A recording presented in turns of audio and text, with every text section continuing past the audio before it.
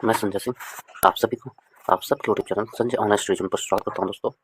यूटेरिया का offline test series 17वीं BPSC prelims के लिए 2024 के लिए उस एक जुनून सीरीज के नाम से दोस्तों उसका टेस्ट नंबर 8 में लाया हूँ।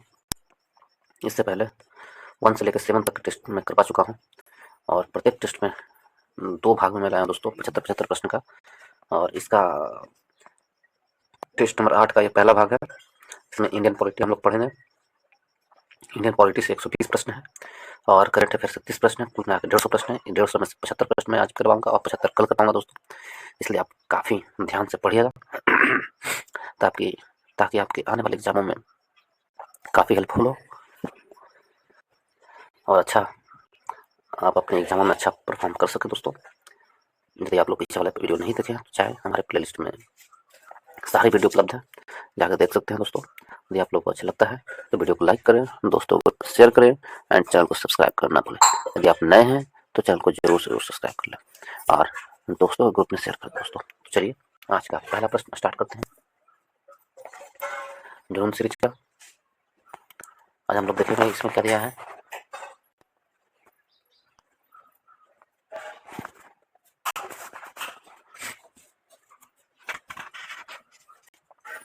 पहला प्रश्न है कि भारत में किसी राज्य का मतलब प्रांत में राज्यपाल के पद की जो संकल्पना किस देश के मॉडल पर आधारित है। जो हमारे राज्यों में राज्यपाल दिए जाते हैं वो किस देश के मॉडल पर आधारित है, तो कनाडा के मॉडल पर आधारित है। ऑप्शन नंबर सी हमारा सही आंसर है। राज्यपाल का भारतीय संविधान में जो राज्यपाल का पद है कनाडा के संविधान से लिया गया है। ठीक है, केंद्र के और यह इसकी नियुक्ति किसके द्वारा किया जाएगा, तो केंद्र के द्वारा की जाएगी। और राज्यपाल कनाडा के मॉडल में राज्यपाल की जो नियुक्ति होती है वो केंद्र सरकार द्वारा की जाती है। तो ऑप्शन नंबर क्या हो जाएगा, सी हमारा सही आंसर है। नेक्स्ट चलते हैं दोस्तों। 2 नंबर प्रश्न की ओर इसमें दिया गया है सूची 1 सूची 2 को मिलान करें।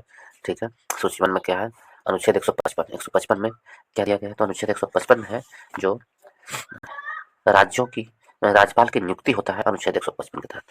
राज्यपाल की नियुक्ति अनुच्छेद 155 के तहत राज्यपाल की नियुक्ति होता है।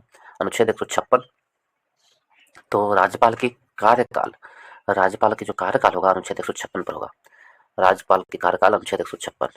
अनुच्छेद 159 इसमें क्या है, तो इसमें है राज्यपाल द्वारा जो शपथ लिया जाता है अनुच्छेद 159 के द्वारा राज्यपाल की शपथ ग्रहण होता है अनुच्छेद 159।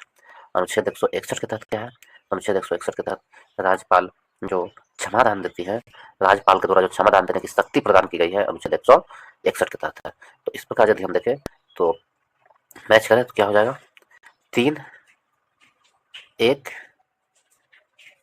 5 2 3 1 5 2 किसमें है दोस्तों, देखते हैं हम लोग।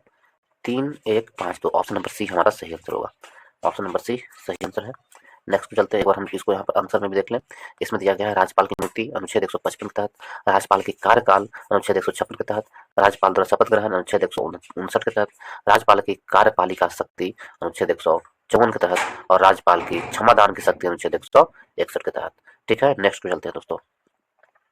कथन कारण है इसमें दिया गया है, राष्ट्रपति की तरह राज्यपाल को भी अनेक विशेषाधिकार और उन्मुक्तियां प्राप्त है। ठीक है, और दोनों महीने के नोटिस पर व्यक्तिगत क्रियाकलापों पर उनके विरुद्ध नागरिक सिविल कानून संबंधित कार्यवाही प्रारंभ की जा सकती है। कौन सा सही है और कौन सा गलत है, तो देखिए ए और बी दोनों सही है और लेकिन आर है जो ए की सही व्याख्या नहीं करती है। तो ऑप्शन नंबर बी हमारा सही आंसर है। नेक्स्ट चलते हैं दोस्तों। नेक्स्ट में दिया गया है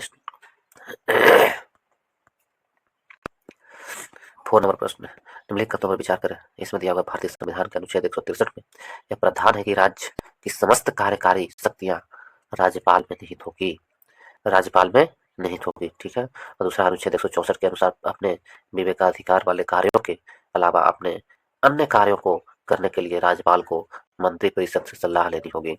राज्यपाल को किससे सलाह लेनी होगी, तो मंत्री परिषद से सलाह लेनी होगी।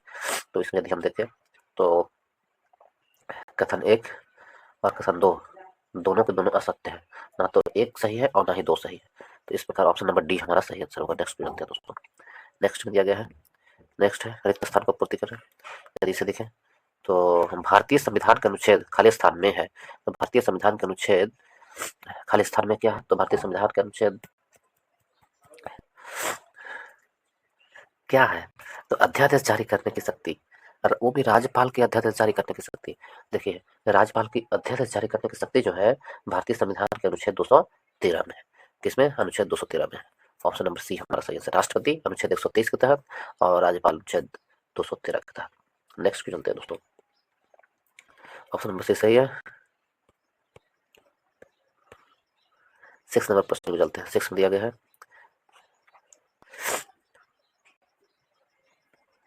विदर्भ के लिए पृथक विकास बोर्ड की स्थापना करना। मैचिंग करना है, तो विदर्भ के लिए पृथक विकास बोर्ड की स्थापना करा कब किया गया था?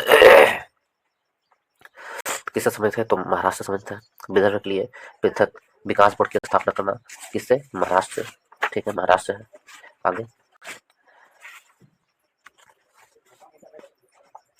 राज्य की जनता के विभिन्न वर्गों के बीच सामाजिक और आर्थिक विकास के साथ शांति सुनिश्चित करना। तो ये कहा था? सिक्किम में। राज्य की जनता के विभिन्न वर्गों के बीच सामाजिक और आर्थिक विकास के साथ शांति सुनिश्चित करना। जनजातीय इलाकों में प्रशासनिक व्यवस्था करना। जनजातीय इलाके हैं वहाँ प्रशासनिक व्यवस्था करना। जनजातीय इलाकों में क्या था? प्रशासनिक व्यवस्था करना। ये असम में किया गया था। ठीक है, असम में ऐसी व्यवस्था। तो 3 हो गया। और राज्य के पहाड़ी इलाकों में प्रशासनिक व्यवस्था सुनिश्चित करना, तो ये 4 हो गया। तो सबका सब सही है। देखिए इसका आंसर क्या होगा? 2 1 3 4, 2 1 3 4, 2 1 3 4। ऑप्शन नंबर बी हमारा सही आंसर है। नेक्स्ट क्वेश्चन चलते हैं। नेक्स्ट क्योर है, नेक्स्ट में दिया गया है, इसमें है 7 नंबर प्रश्न में, राज्य का सबसे वरिष्ठ विधि अधिकारी महाधिवक्ता के पद का उल्लेख संविधान के किस अनुच्छेद में है? तो महाधिवक्ता के लिए कहा गया है सबसे जो वरिष्ठ अधिकारी होता है महाधिवक्ता होता है, उसके पद का उल्लेख जो है अनुच्छेद 165 में किया गया है। कहा? अनुच्छेद 165 में। तो ऑप्शन नंबर ए हमारा सही आंसर है। अनुच्छेद 165 में महाधिवक्ता का पद का उल्लेख किया गया है। ऑप्शन नंबर ए सही आंसर है। देखें 76 में, तो जो महान्यवादी का उल्लेख अनुच्छेद 76 में किया जाता है और महाधिवक्ता अनुच्छेद 165 में। और महान्यवादी होता है जो भारत का प्रथम विधि अधिकारी होता है, और महाधिवक्ता राज्य का प्रथम विधि अधिकारी होता है। तो ऑप्शन नंबर ए हमारा सही आंसर है। नेक्स्ट चलते हैं दोस्तों। राज्यपाल की कार्यकारी शक्ति के संबंध में निम्नलिखित कथनों पर विचार करें। तो राज्यपाल की जो कार्यकारी शक्ति है उसके बारे में कुछ कथन दिए हुए हैं, इसको हम लोग पढ़ लेते हैं। कह रहा है कथन में, वह राज्य के महाधिवक्ता को नियुक्ति करता है। तो राज्य के महाधिवक्ता को नियुक्ति राज्य के राज्यपाल के द्वारा किया जाता है, बिल्कुल सही है। वह राज्य लोक सेवा आयोग के अध्यक्ष और सदस्य को नियुक्ति करता है और उन्हें पद से हटाता है, ये गलत है। वह राज्य के उच्च न्यायालयों के न्यायाधीशों की नियुक्ति करता है, ये भी गलत है। और उन्हें उनके पद से विमुक्त नहीं करता है, गलत है। वह राज्य निर्वाचन आयुक्त को नियुक्त करता है और उनकी सेवा शर्तें और कार्यविधि तय करता है। राज्य निर्वाचन आयुक्त को नियुक्त करता है, और तो ये सही है। तो इस प्रकार 1 और 4 सही है। क्या होगा आंसर? 1 और 4। ऑप्शन नंबर सी हमारा सही आंसर होगा। ऑप्शन नंबर सी सही है। नेक्स्ट को चलते हैं दोस्तों। खनिज उत्खनन के रॉयल्टी के रूप में जनजाति जिला परिषद को देय राशि के निर्धारण का विवेकाधिकार किस राज्य के राज्यपाल को प्राप्त नहीं है? तो खनिज उत्खनन रॉयल्टी के रूप में जनजाति जिला परिषद के देय राशि का निर्धारण है जो किसके विवेकाधिकार के नहीं है, किस राज्य के राज्यपाल को प्राप्त नहीं है? देखिए जो जनजाति का है, जो मणिपुर के राज्यपाल के विवेकाधिकार पर नहीं है। ऑप्शन नंबर सी हमारा सही आंसर होगा। किसके विवेकाधिकार पर है? असम, मेघालय, त्रिपुरा और मिजोरम के राज्यपाल को खनिज उत्खनन की रॉयल्टी के रूप में जनजाति जिला परिषद को देय राशि के निर्धारण की शक्ति प्रदान की गई है, परंतु मणिपुर को नहीं प्रदान की गई। ऑप्शन नंबर सी हमारा सही आंसर। नेक्स्ट चलते हैं दोस्तों। भारतीय संविधान के अनुच्छेद 154 के अनुसार राज्यपाल अपनी शक्तियों का प्रयोग या तो स्वयं करता है या करवाता है। तो राज्यपाल शक्तियों का जो प्रयोग करता है या तो स्वयं करेगा या किसी करवाएगा। तो जो राज्यपाल है जो अपनी शक्तियों का प्रयोग या तो स्वयं करता है या अधीनस्थ अधिकारियों की सहायता से करता है। ऑप्शन नंबर सी हमारा सही आंसर है। अनुच्छेद 154 में यह वर्णन दिया गया है कि राज्यपाल जो अपनी शक्ति का प्रयोग या तो स्वयं करेगा या अपने अधीनस्थ अधिकारियों की सहायता से करेगा। तो ऑप्शन क्या होगा? ऑप्शन नंबर सी हमारा सही आंसर है। 11 नंबर प्रश्न पे चलते हैं हम लोग। 11 नंबर प्रश्न में दिया गया है, राज्यपाल के को राज्य के विधान विषयक या प्रशासनिक मामलों से संबंधित सूचना देने का मुख्यमंत्री का कर्तव्य संबंधित प्रावधान संविधान के किस अनुच्छेद में प्रावधानित है?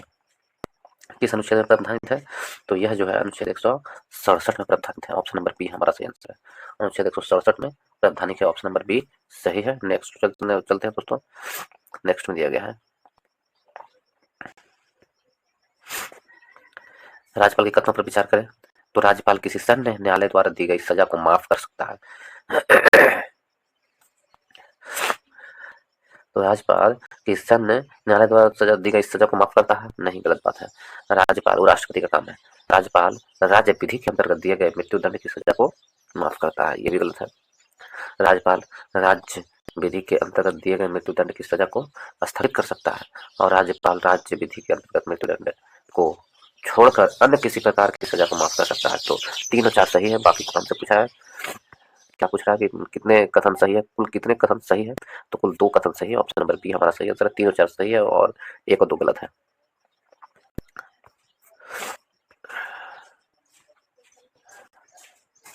13 नंबर प्रश्न पर चलते हैं। निम्नलिखित परिस्थितियां पर विचार करें और बताइए कि राज्यपाल किन परिस्थितियों में अध्यादेश जारी कर सकता है। ठीक है, किन परिस्थितियों में राज्यपाल अध्यादेश जारी कर सकता है, ये देखना है। तो यदि हम इसे देखें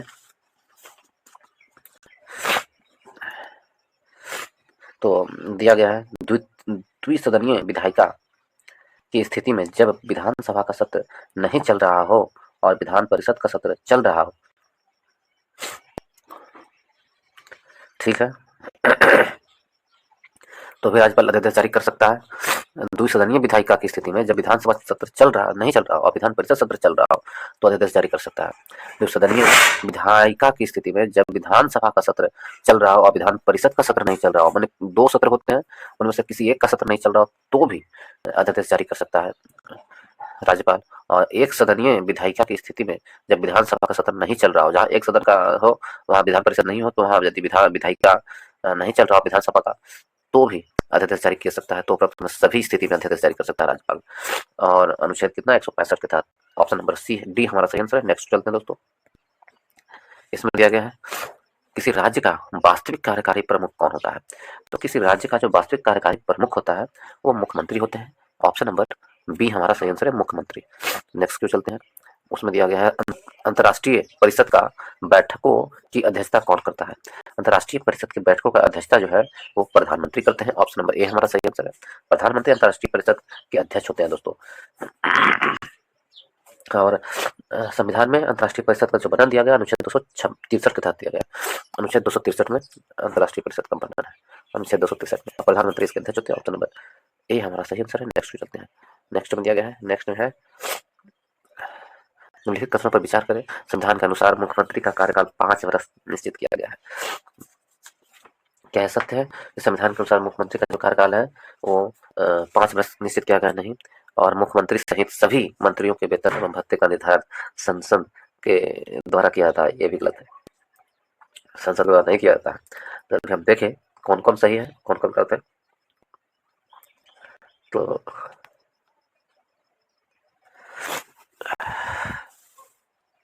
यदि हम देखें तो 1 और 2 दोनों का दोनों गलत है। तो ऑप्शन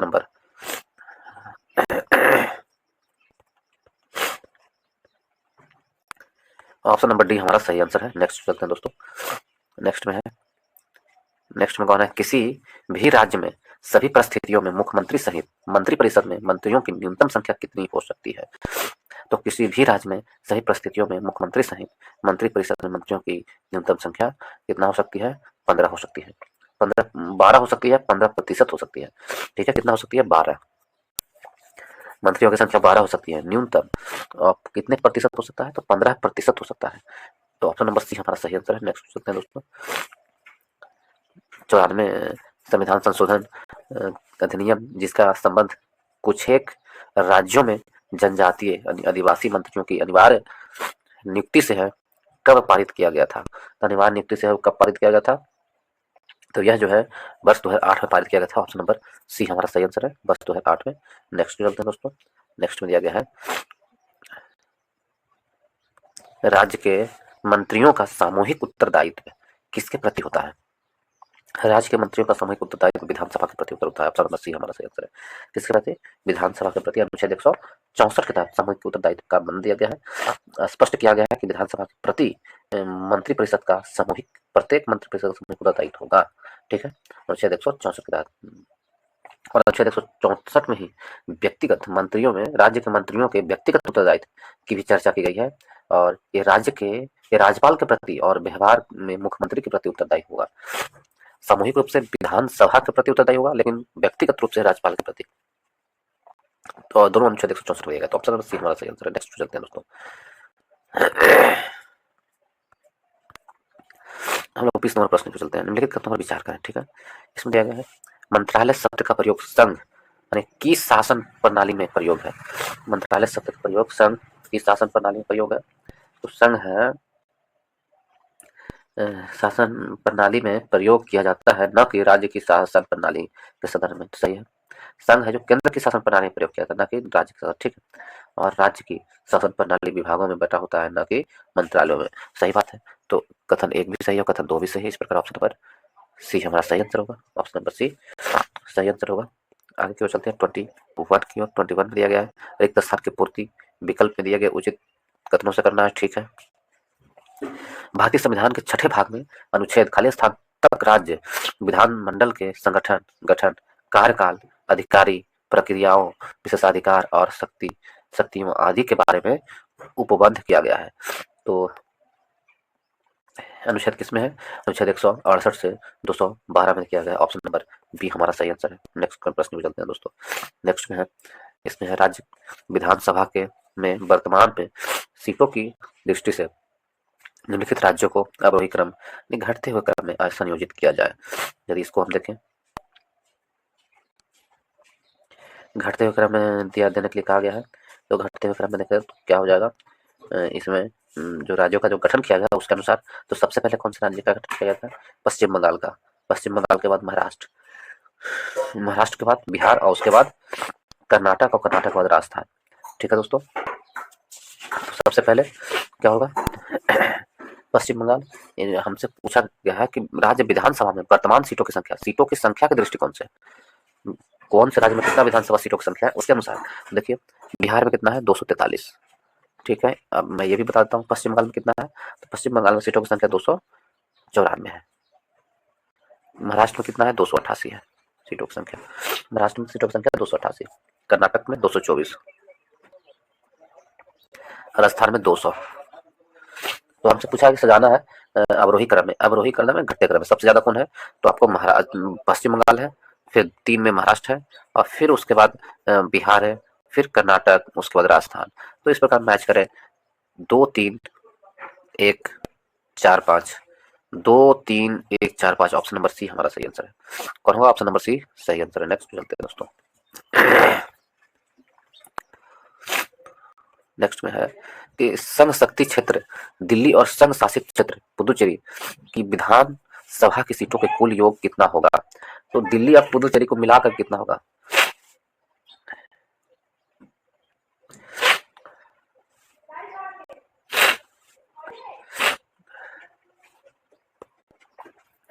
दिल्ली और पुदुचेरी को मिलाकर हम देखें तो कुल कितना होगा?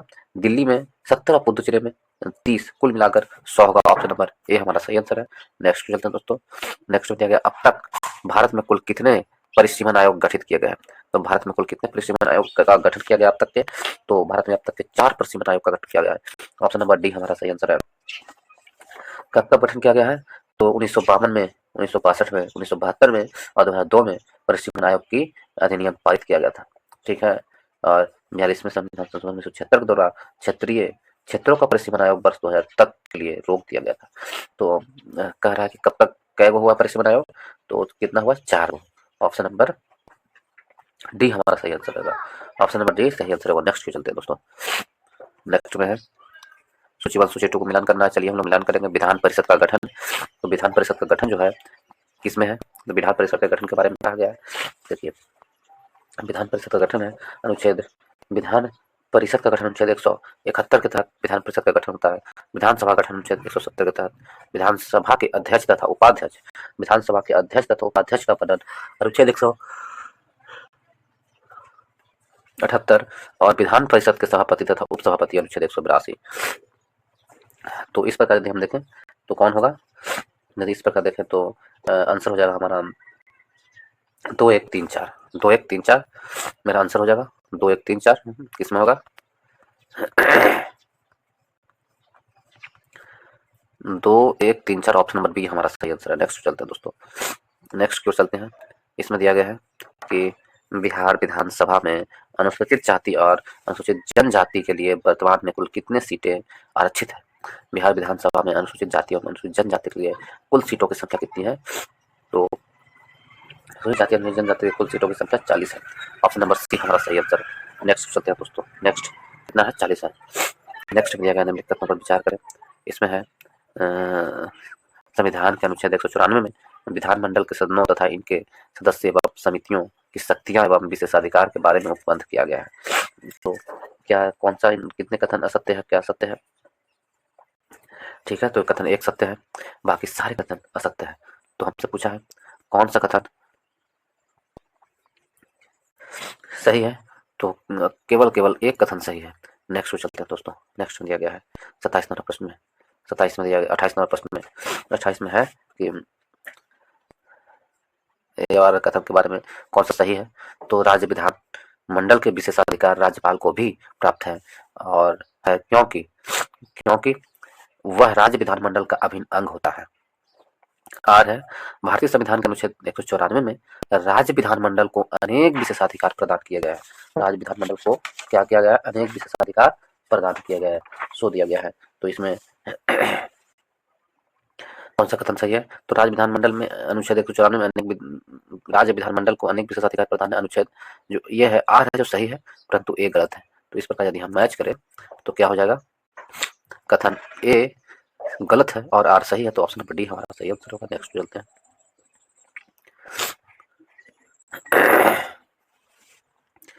किसी विधायिका का कोई सदस्य बिना पूर्व अनुमति के कितने दिनों तक सदन की बैठकों से अनुपस्थित रहेगा तो उसकी सदस्यता समाप्त की जा सकती है। तो सदन से कितने दिनों तक अनुपस्थित रहेगा कि उसका सदस्यता समाप्त की जा सकती है? तो अनुच्छेद कुल 60 दिनों तक बाहर रहेगा तो उसकी सदस्यता क्या होगी? समाप्त कर दी जाएगी। ऑप्शन नंबर सी हमारा सही आंसर है। 30 में बिहार विधान परिषद की संरचना के संबंध में निम्नलिखित कथनों में से कौन सा कथन सत्य नहीं है?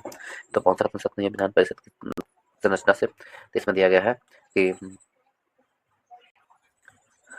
इसके 1/3 सदस्य राज्य विधानसभा के सदस्यों द्वारा चुने जाते हैं। 1/3 सदस्य है जो राज्य विधानसभा के सदस्यों द्वारा चुने जाते हैं, बिल्कुल सही है। ठीक है, 1/6 सदस्य स्थानीय निकायों जैसे नगर पालिका, जिला बोर्ड आदि के द्वारा चुने जाते हैं, ये गलत है दोस्तों। नगर पालिका और जिला बोर्ड आदि के द्वारा 1/6 नहीं है, 1/6 नहीं है, ये गलत है। 1/6 नगर पालिका और जिला बोर्ड के द्वारा नहीं चुना जाता है, तो ये गलत कथन है। ठीक है, और आगे की ओर चलते हैं। इसमें दिया गया है कि इसके 1/12 सदस्य का चुनाव राज्य में रह रहे 3 वर्ष पूर्व स्नातकों द्वारा किया जाता है, तो ये भी सही है। और इसके 1/6 सदस्य का मनोनयन राज्यपाल के द्वारा किया जाता है। तो हमसे पूछा है कितने कौन सा कथन सत्य है, कौन सा कथन सत्य नहीं है? तो ऑप्शन नंबर बी हमारा सही नहीं है, ऑप्शन नंबर बी सही नहीं है।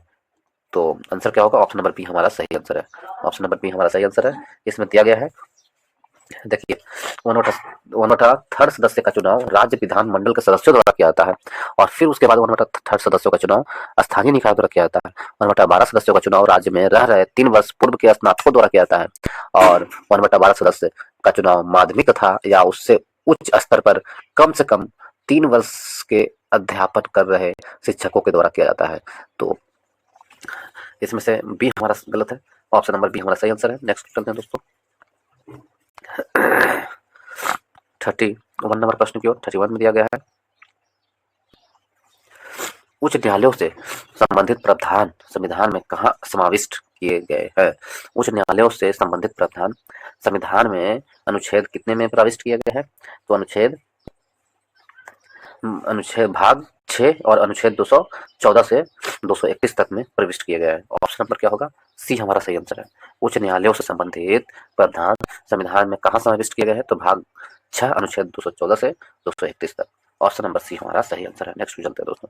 नेक्स्ट में दिया गया है निम्नलिखित में से कौन सा योग्यता उच्च न्यायालयों के न्यायाधीश के रूप में नियुक्त होने के लिए किसी व्यक्ति को अपेक्षित नहीं है? कौन सी योग्यता किसी भी व्यक्ति के लिए आवश्यकता नहीं है? वह उच्च न्यायालय में कम से कम 5 वर्ष तक लगातार अधिवक्ता रह चुका हो। देखिए, वह उच्च न्यायालय में कम से कम 5 वर्ष तक अधिवक्ता रह चुका हो, यह योग्यता नहीं होगा। कम से कम 10 वर्ष तक अधिवक्ता रह चुका हो, तब वो चुना जाएगा।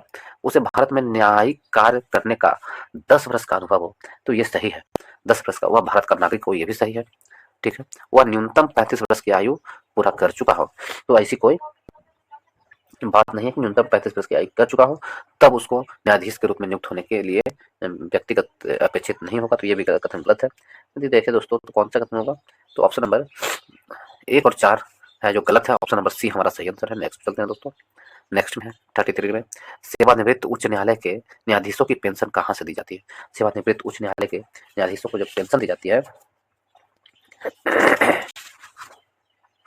वो आपको भारत के संचित नीति के द्वारा दिया जाता है।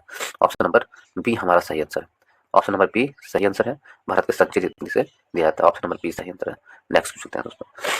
नेक्स्ट में दिया गया है 34 नंबर प्रश्न में। 34 नंबर प्रश्न हम लोग देखें, इसमें दिया गया है कि उत्तर पूर्व क्षेत्र तथा अन्य संबंधित कानूनी संशोधन अधिनियम 200 विश्व भारत द्वारा उत्तर पूर्व के किन 3 राज्यों में उच्च न्यायालय का गठन किया गया है? किन 3 राज्यों में उच्च न्यायालय का गठन किया गया है? तो यह जो है किन 3 राज्यों को गठन किया गया है? तो मणिपुर, मेघालय और त्रिपुरा, ये 3 राज्यों का गठन किया गया है। ऑप्शन नंबर ए हमारा सही आंसर है, मणिपुर, मेघालय और त्रिपुरा में। नेक्स्ट पे चलते हैं दोस्तों। नेक्स्ट में 35 नंबर प्रश्न में दिया गया है। 35 में निम्नलिखित कथनों पर विचार करें। तो इसमें क्या है? 35 नंबर प्रश्न में 35 में दिया गया है निम्नलिखित कथनों पर उच्च न्यायालय का रीट क्षेत्राधिकार सर्वोच्च न्यायालय की तुलना में अधिक व्यापक है। तो उच्च न्यायालय के जो रीट क्षेत्राधिकार है सर्वोच्च न्यायालय की तुलना में क्या है? अधिक व्यापक है, ये सही है। और भारतीय संविधान के अनुच्छेद 226 में उच्च न्यायालयों के रीट क्षेत्राधिकार का वर्णन है। तो 1 और 2 दोनों सही है। तो इस प्रकार ऑप्शन नंबर सी हमारा सही आंसर है। नेक्स्ट चलते हैं दोस्तों। नेक्स्ट में दिया गया है, नेक्स्ट है सुमेलित करने के लिए दिया गया है। यदि हम इसे देखें, लोग इसे सुमेलित करेंगे तो इसमें दिया गया है उच्च न्यायालय का एक उच्च न्यायालय क्या है? अभिलेख न्यायालय होगा। तो उच्च न्यायालय एक अभिलेख न्यायालय है। ये अनुच्छेद किसमें दिया गया है? तो अनुच्छेद अनुच्छेद 215 में दिया गया है। उच्च न्यायालय एक अनुच्छेद क्या है? अभिलेख न्यायालय है। उच्च न्यायालय का अभिलेख न्यायालय अनुच्छेद 215 में। और उच्च न्यायालय का गठन जो अनुच्छेद 216 में किया गया, उच्च न्यायालय का गठन किसने? अनुच्छेद 216 का। और कार्यकारी मुख्य न्यायाधीश जो उच्च न्यायालय की नियुक्ति होता है, कार्यकारी मुख्य न्यायाधीश तो उच्च न्यायालय की नियुक्ति होता है किसमें? तो अनुच्छेद 223 के तहत उच्च न्यायालय की नियुक्ति होता है। और उच्च न्यायालय के क्षेत्राधिकार अनुच्छेद 225 के तहत यदि हम गठन करें 1 2 3 4, तो इस प्रकार ऑप्शन क्या होगा? 1 2 3 4, ऑप्शन नंबर ए हमारा सही आंसर है। नेक्स्ट चलते हैं दोस्तों।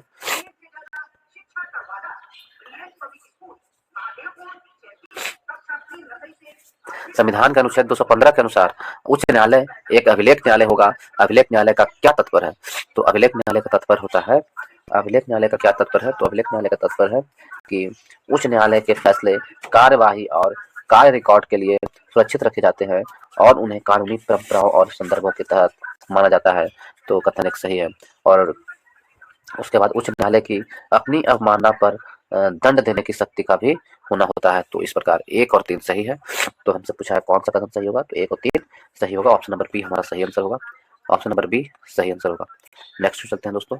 नेक्स्ट में दिया गया है संविधान का कौन सा अनुच्छेद इस बात का प्रावधान करता है कि 2 या अधिक राज्यों के लिए एक साझे उच्च न्यायालय की स्थापना की जाती है? एक साझे उच्च न्यायालय की स्थापना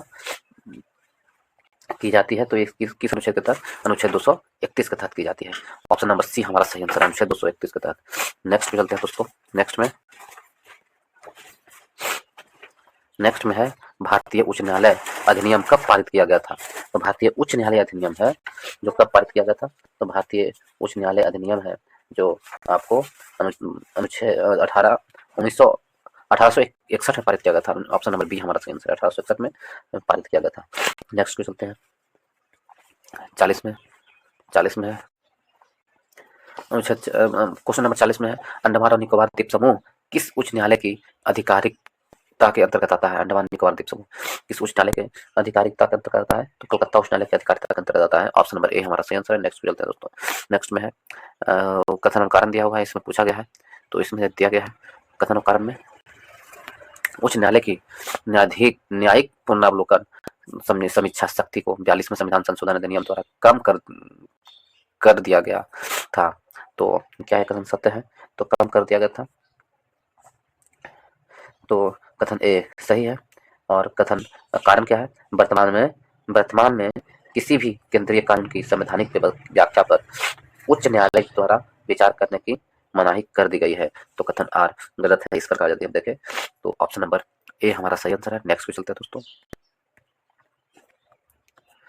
नेक्स्ट में क्या है?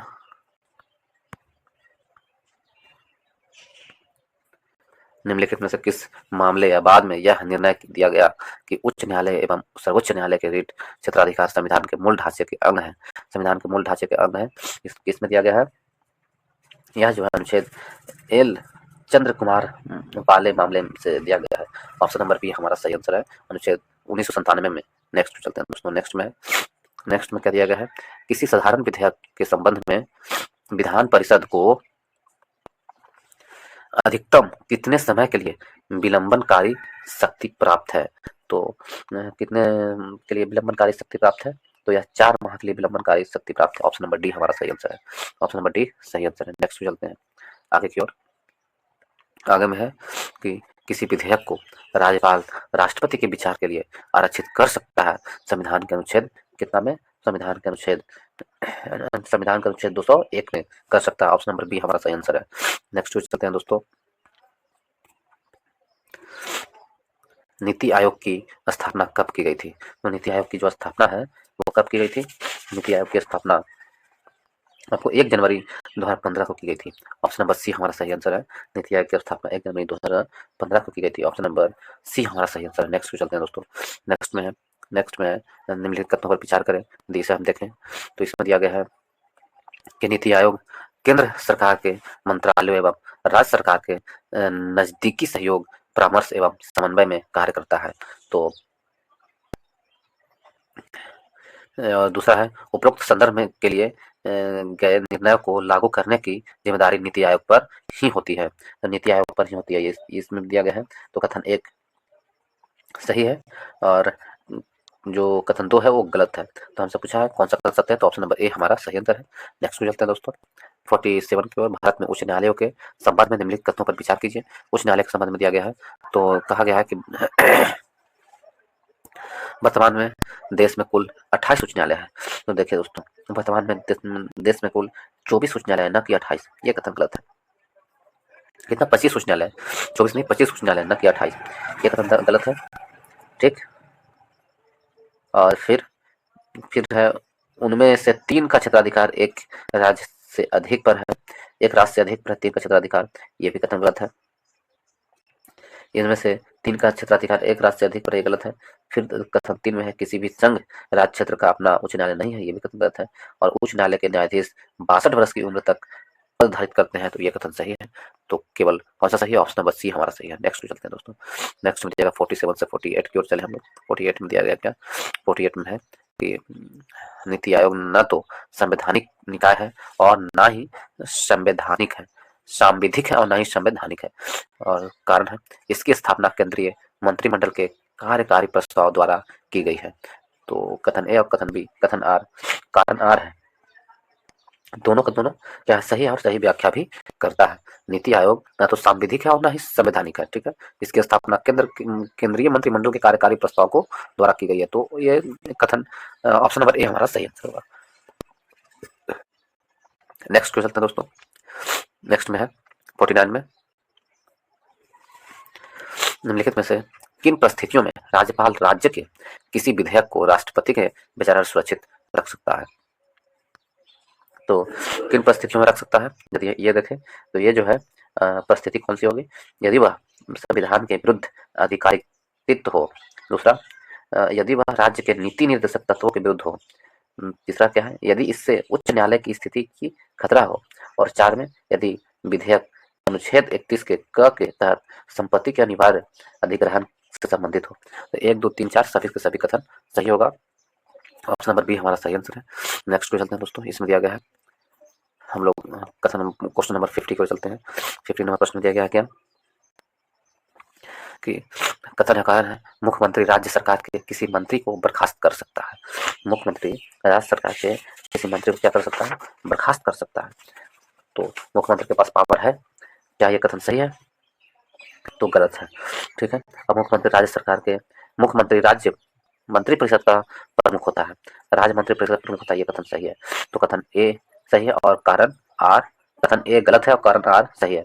तो ऑप्शन नंबर डी हमारा सही आंसर होगा, ऑप्शन नंबर डी सही होगा। नेक्स्ट पे चलते हैं दोस्तों, नेक्स्ट में क्या दिया गया है, नेक्स्ट में है भारतीय संविधान का भाग 9 भी किससे संबंधित है, तो सहकारी समिति से संबंधित है 9 भी। ऑप्शन नंबर किससे होगा, सहकारी समिति से।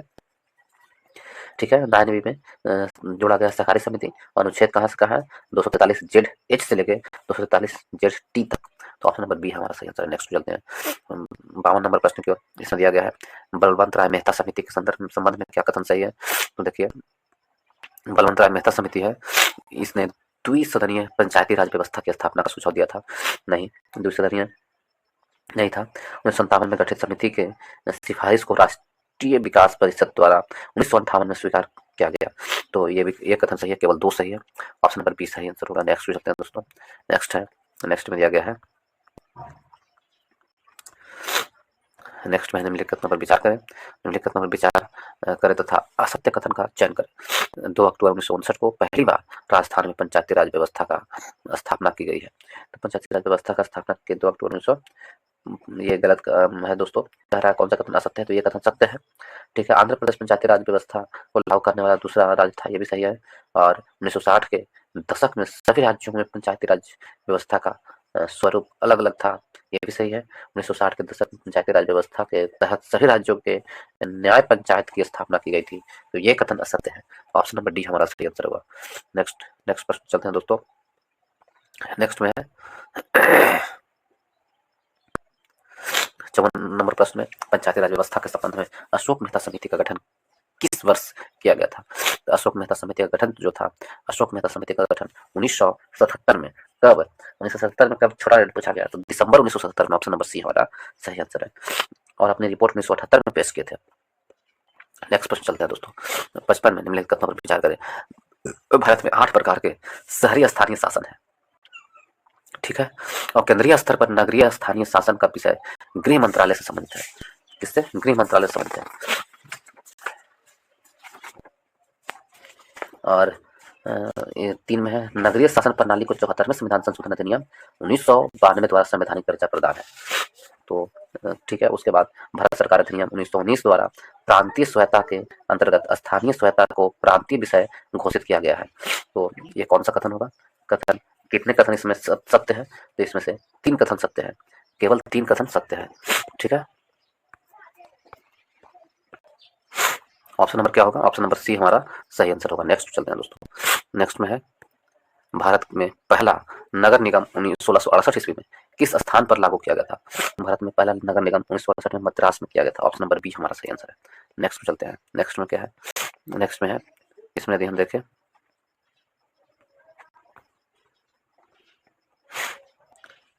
इसमें है 1926 में, 1726 में लॉर्ड मेयो का वित्तीय, इसमें सूची 1 में मैच करना है सूची 2 से। ठीक है, तो इसमें देखिए 1726 में क्या था, तो बम्बई तथा कलकत्ता में नगर निगम की स्थापना हुई थी। बम्बई और कलकत्ता में क्या होता है, नगर निगम की स्थापना 1726 में। 1882 ईस्वी में क्या हुआ था, तो 1882 में जो था लॉर्ड रिपन का जो स्थानीय स्वशासन के लिए जो था, स्थानीय स्वशासन के लिए मैग्ना कार्टा जारी किया था 1882। 1870 जो था दोस्तों, वो लॉर्ड मेयो का वित्तीय विकेंद्रीकरण का संकल्पना की स्थानीय स्वशासन में किया गया था, तो ये हो जाएगा। और 1907 था रॉयल कमीशन ऑन डिसेंट्रलाइजेशन की नियुक्ति की गई थी। तो यदि हम इसको देखें तो 2 4 1 3 2 4 1 3, ऑप्शन नंबर 2 4 1 3 डी हमारा सही आंसर होगा। नेक्स्ट चलते हैं दोस्तों, नेक्स्ट में दिया गया है, नेक्स्ट क्या है, तो इसमें देखें, तो इसमें है दिया हुआ कथन, एक कथन 58 नंबर में ए और आर में, यदि इसमें देखें तो इसमें क्या है, इसमें है केंद्र शासित प्रदेशों के मामलों में संघीय व्यवस्था कमजोर हो जाती है। केंद्र शासित प्रदेशों के मामले में संघीय व्यवस्था क्या हो जाती है? कमजोर हो जाती है। क्या ये कथन सत्य है? तो बिल्कुल कथन सही है। और केंद्र शासित प्रदेश राष्ट्रपति के सीधे नियंत्रण में होता है, तो ये भी कथन सही है और व्याख्या भी सही करता है, कारण भी सही है। तो इस प्रकार ऑप्शन नंबर ए हमारा सही आंसर होगा। आगे की ओर चलते हैं दोस्तों, 58 से 60 की 59 नंबर प्रश्न की ओर। 59 में दिया गया है निम्नलिखित कथनों में से पहले केंद्र शासित प्रदेश थे अब बाद में राज्य बन गया है। कौन कौन जो था पहले केंद्र शासित प्रदेश था फिर बाद में राज्य बना है? तो इसके इसमें से गोवा पहले केंद्र शासित प्रदेश था, हिमाचल प्रदेश, त्रिपुरा, मणिपुर, मिजोरम, मणिपुर नहीं मिजोरम, ये 4 राज्य थे पहले केंद्र शासित प्रदेश रूप में था और बाद में राज्य बना है। तो ऑप्शन नंबर क्या होगा? 1 2 3 4, ऑप्शन नंबर ए हमारा सही आंसर होगा। नेक्स्ट चलते हैं दोस्तों 60 नंबर प्रश्न की ओर। 60 में दिया गया है, इसमें मैच करने के लिए दिया गया है दोस्तों अनुच्छेद 243 का ई, सीटों का आरक्षण क्या है? 243 का ई है जो किससे संबंधित है? अनुच्छेद 243 का ई जो है दोस्तों आपको परिभाषाएं दिया गया है, ठीक है। 243 का जी में क्या है?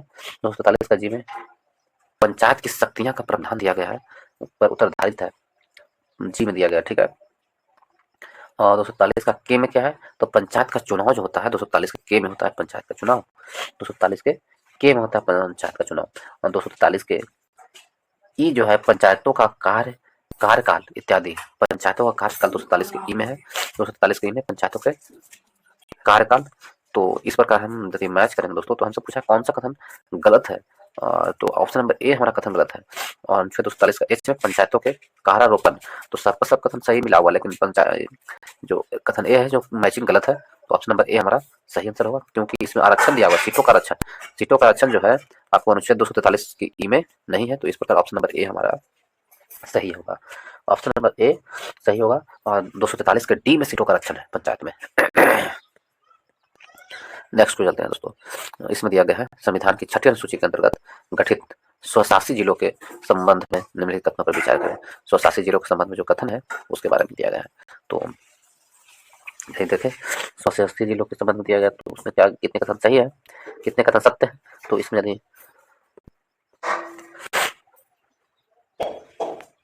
1 और 3, इसमें स्वशासी जिलों के स्थापित या पुनर्स्थापित करने का अधिकार राष्ट्रपति के पास है, यह गलत है।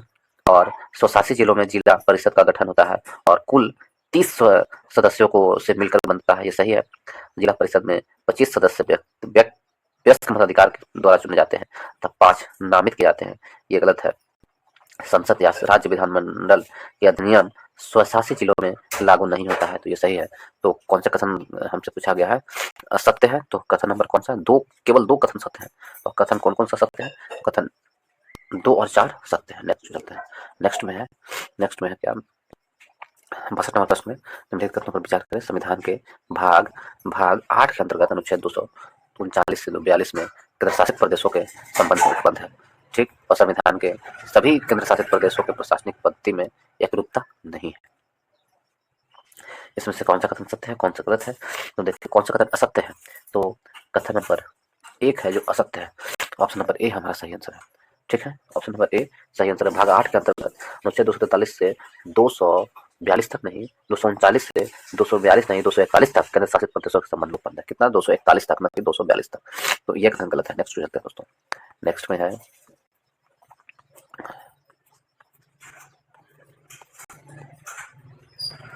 केंद्र शासित प्रदेशों के संबंध में असत्य कथन का चयन करें। केंद्र शासित प्रदेशों के संबंध में जो असत्य कथन है, असत्य कथन क्या है? तो इसमें है दिल्ली के मंत्रियों को नियुक्ति उपराज्यपाल मुख्यमंत्री की सलाह पर किया जाता है, ये कथन गलत होगा।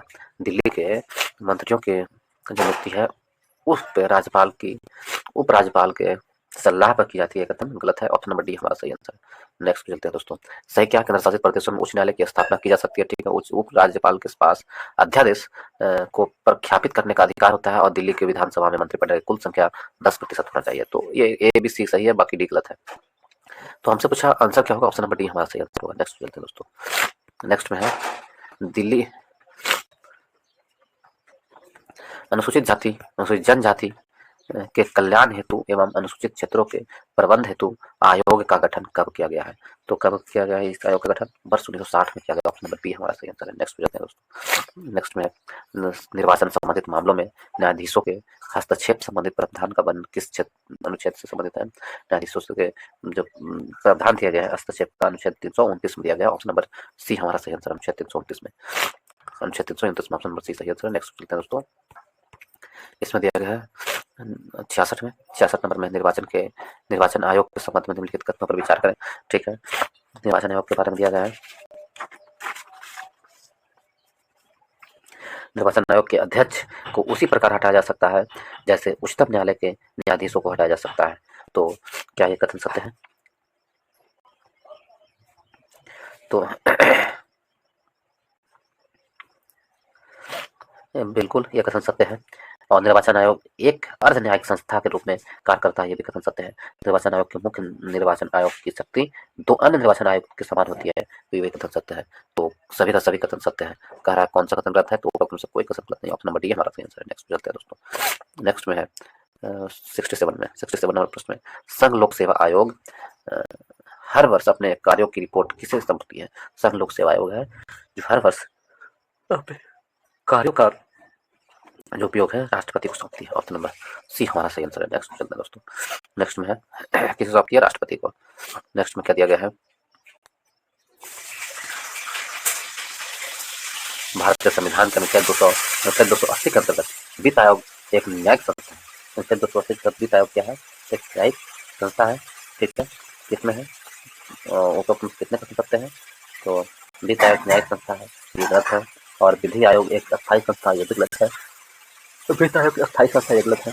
और वित्त आयोग का कार्यकाल राष्ट्रपति के आदेश के तहत तय होता है, कि ये सही है। वित्त आयोग के सदस्यों की पुनर्नियुक्ति नहीं की जा सकती है, ये भी कथन गलत है। तो कौन सा कथन सत्य है? तो केवल 3 जो सत्य है। केवल एक कथन सत्य है, तो कौन? 3 नंबर का, बाकी सब गलत है। नेक्स्ट चलते हैं दोस्तों। प्रथम वित्त आयोग का अध्यक्ष कौन थे? तो प्रथम वित्त आयोग के जो अध्यक्ष थे वो केसी नियोगी थे। ऑप्शन नंबर बी हमारा सही आंसर है। और प्रथम वित्त आयोग का गठन 1951 में किया गया था और रिपोर्ट कब जारी किया था? 1952 में जारी किया था। ठीक है, और प्रथम वित्त आयोग का रिपोर्ट 93 का वर्ष 52 से लेकर 57 तक था। केसी नियोगी प्रथम वित्त आयोग से सदस्य। नेक्स्ट चलते हैं दोस्तों। निम्नलिखित कथनों पर विचार करें। निम्नलिखित कथन है 101वें संशोधन अधिनियम 2015 द्वारा देश में नई कर प्रणाली वस्तु एवं सेवा कर का मार्ग प्रशस्त किया गया। तो 101 में तो ये कथन हमसे पूछा गया कौन सा कथन सत्य है? तो कथन 1 तो बिल्कुल सत्य है। और जीएसटी परिषद की स्थापना राष्ट्रपति के आदेश द्वारा पर किया गया था, तो ये कथन गलत है। यदि हम देखें तो केवल कथन नंबर सत्य है।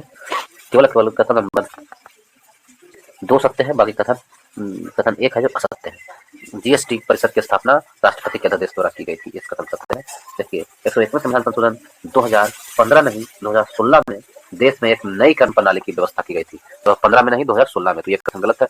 और कथन नंबर 2 सही है। जीएसटी परिषद की स्थापना राष्ट्रपति के आदेश पर जारी की जाती है। तो ऑप्शन नंबर 2 सही, ऑप्शन नंबर बी सही आंसर है। नेक्स्ट चलते हैं दोस्तों। नेक्स्ट में है पंचायती राज संस्थाओं के संबंध में किस समिति ने इसे बिना जड़ के घास कहा है? तो बिना जड़ के घास किस समिति ने कहा पंचायती राज के बारे में? तो बिना जड़ के घास कहा है पंचायती राज संस्थाओं के बारे में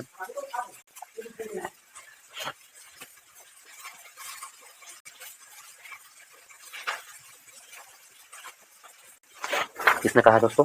तो जीबी के रॉक समिति ने कहा है। जीबी के रॉक समिति ने। ऑप्शन नंबर बी हमारा सही आंसर है। जीबी के रॉक समिति ने बिना जड़ के घास कहा था। ऑप्शन नंबर बी सही आंसर। नेक्स्ट चलते हैं 72 नंबर प्रश्न पे चलते हैं दोस्तों। 72 नंबर में दिया गया है, इस प्रश्न में देखें तो इसमें क्या दिया गया है? 72 नंबर प्रश्न में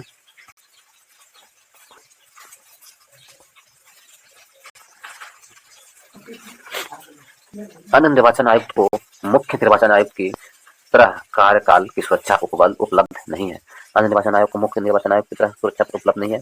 तो यह कथन सत्य है कि असत्य है? यह कथन सत्य है।